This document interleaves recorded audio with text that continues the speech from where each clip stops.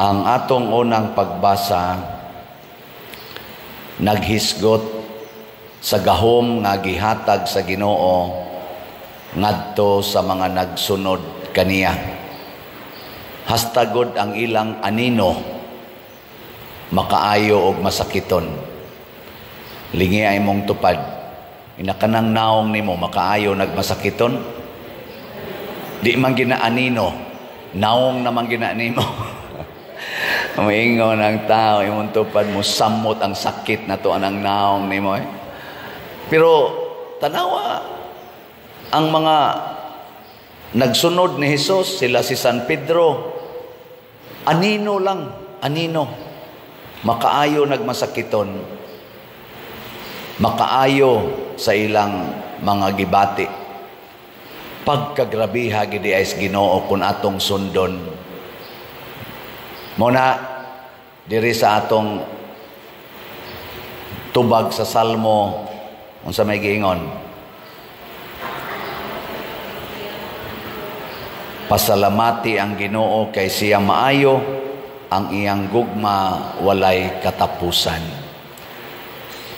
Kung mosunod tas Ginoo mga igsoon, dali kayong mausab ang atong mga bati nga kahimtang. Muna kanang naabitay magpatambag nako, unahon gid nako dayon pagsiguro nagsunod ba siya sa Ginoo o layo sa Ginoo. Kay lisod kay magsigitag tambag og tao nga nagantos unya layo sa Ginoo. Maglisod kita. Bisag kung saon pa na nimog tambag na, lang, inayanaya lang na, ayuha lang na, paningkamot lang. Kung di gid siya suod sa Ginoo, maglisod gid na. Ngilingay mong tupad, nasad. Ang di mo lingi, suod sa yawa. Ingna ko no be, ingna, suod mo ni Lord, ingna, suod mo ni Lord. Sa ato rong mga, ako lagi nang i-insert kanunay, no? Kaya dool na malang eleksyon.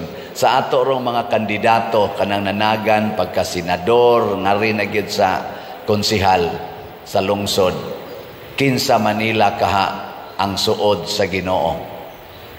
Kana gyud una natong tan-aon, kay kun mo kapili gayta na mga suod sa yawa, alaot yung atong nasod.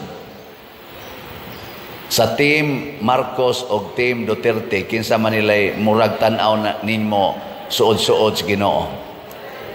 Ayaw lagi mo pagtingog kanang walay tingogay kaning ako kamuno bisag kung saog sulti mo tingog yun.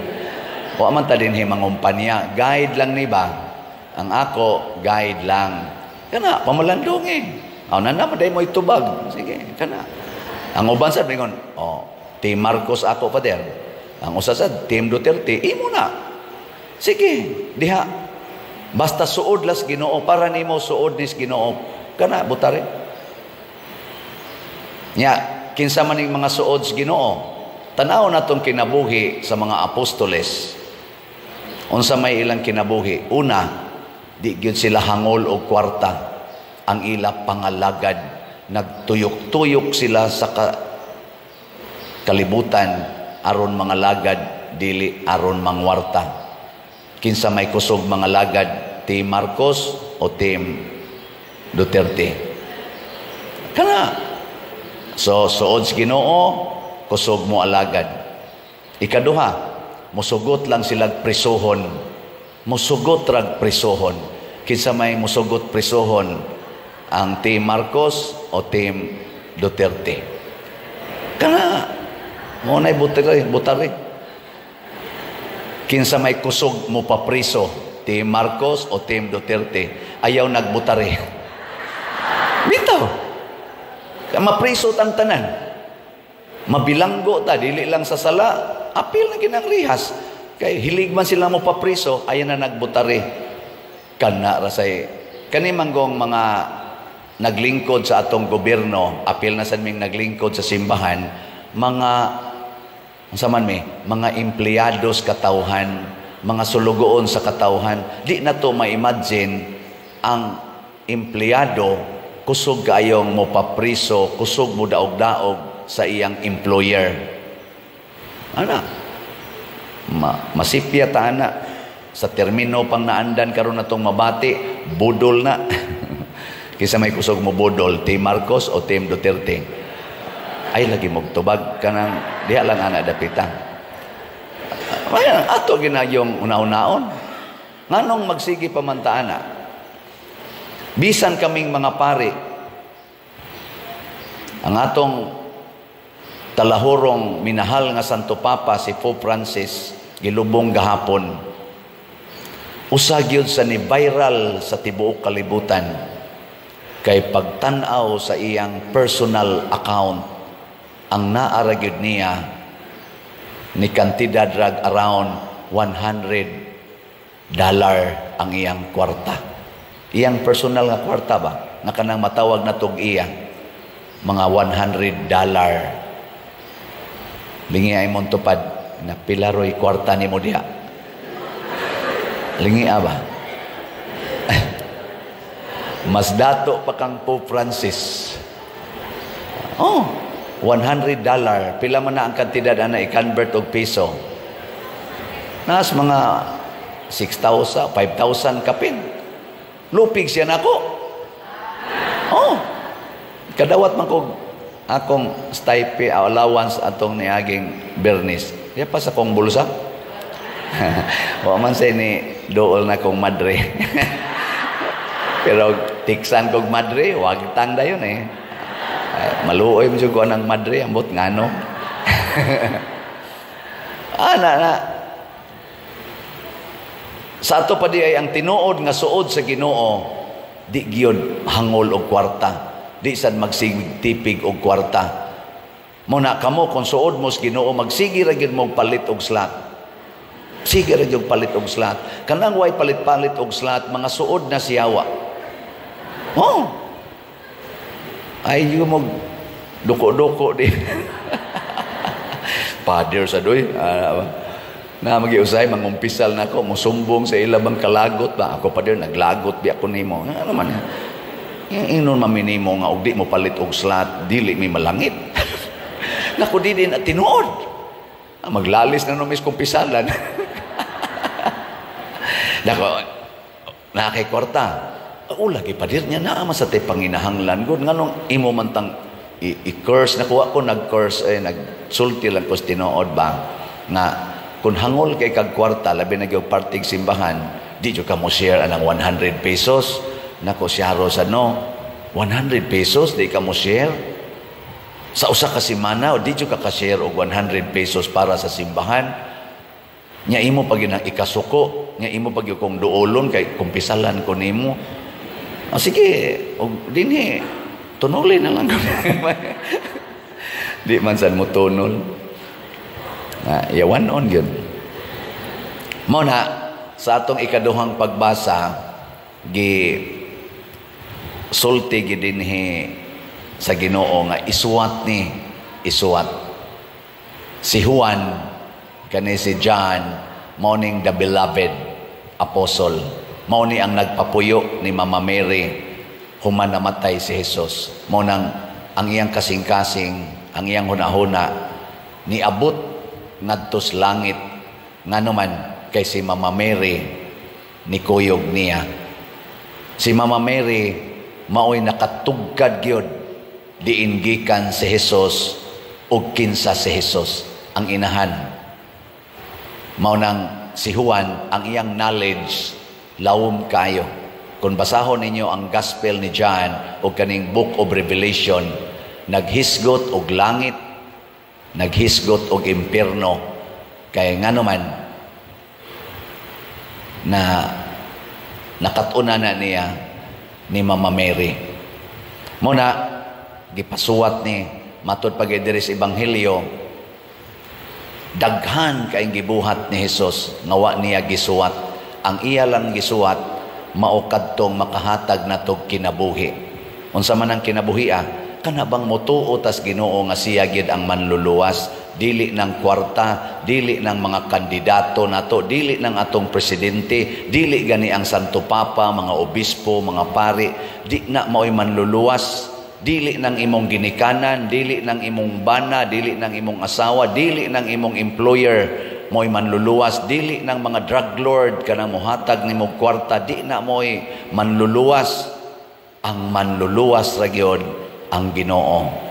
Hiling niya imong tupad. Ing na sugod karon, sabat nako, nasugod karon, din agyog ko mosalig nimo. Ing na ba? Lisod kayog anha ta mosalig anang imong tupad. Oo. Asa man ta mosalig sa Ginoo. Adto ra gid niya. Ayaw nang imong tupad oy. Wa man siguro karong hapon patay na na. Bitaw. Di pwede. Pwede. Pope Francis gani ni apil pag Easter Sunday, pagkaugma Lunes, uy, patay naman. Makasya ko eh. Dili na pwedeng kuan. Moingon ta nga mosalig ko nimo. Kaning nagpasalig-salig ng mga kandidato, og di gina sila suod sa Ginoo, ay pikat ana nila. Wa na sila mahimo eh. Muna makadiyos, makabayan, makatao gyud unta. Dili makapera, makapangyarihan, unsa pa nang uban diha? Sakim sa kapangyarihan. Matod pas Tagalog. Mo nang taktako na nato sila. Ilhan man na nato. Mga palaaway man na. Mo bitang nalipay sad ko karon nga ang eleksyon nato, ang atong kumilik ni hinay-hinay nag-abli sa suggestion sa mga tao. Sa una man god, ang kumilik iyang gipailan og kaso kadtong lawyer nga niingon expert sa IT, lawyer pa gyud, CPA pa gyud, niingon siya nga ayaw lagi na i-connect sa internet ang machine samtang dili pa na makahatag sa iyang counting anang presentuha. Kay i-connect na ninyo sa internet, peligro gina nga mahak nya adto dito mamanipulate ang resulta. Gikiha, pero karon thanks be to God, congratulations, kumilik. Nihatag na sila kamanduan, dili na i-connect ang machine, counting machine sa internet, hangtod makaproduce na siya resulta. Praise the Lord. Pakpakan na tong kumilik. Salamat kayo. At least man lang sa level sa presinto, klaro na to nga ang imong gibutar mao giihap sa machine. Inig-transmit ana, posible na sana nga tuwa dito ang adjustment. Pero at least ma-verify na sa kandidato. Matrace naman na uptick mo sa ganito mga watchers sa mga kandidato. At least ba, nanay check and balance. Kay gakinahanglan tag honest persons to count the votes of Filipinos. Dili nang dagdag bawas nya kwarta gyapoy magbuot. Mawa tas kamatuuran, mawa tas sa Diyos nung kinabuhi. Mo nang ang ato rong nasod ting ubusa. Hinoon, murag karong si Manaha, madayon magitingal itong tag 20 pesos ang kilos bugas. Kanang andama na ninyong kwarta, pamalit mo maayo. Kay nakahibaw jud ko nga di gina magdugay. Labing dugay ana nga pamaligya kana tingin usa ka buwan. Human ana mawa na pahimusli gyud. Pero naara ba sa gipost karon dito social media nga ang ilang napalit kuno tag 29 ang kilo, purti mang bukbuk hinoon dito sud. Pag ukab sa sakob, kamang-kamang mang bukbuk, ipikturan pa gyud. Na social media karon tag 29 pagani kuno to, unsa ka kunoy mo puyo og tag 20 na. Pero let us give benefit of the doubt kay mga official bianas gobyerno ang nag-declare ana nga dinhis Visayas na anay tag 20 ang kilo. Murag karong si Manaha magsugod andam na inyo dihang kwarta. Ready gyud, grab the opportunity tag 20 Kadako adang kuan. Nya maapil ganing bukbuk kan ala sa gapil ka. O ayaw sa day kana kadto sang nindot ana.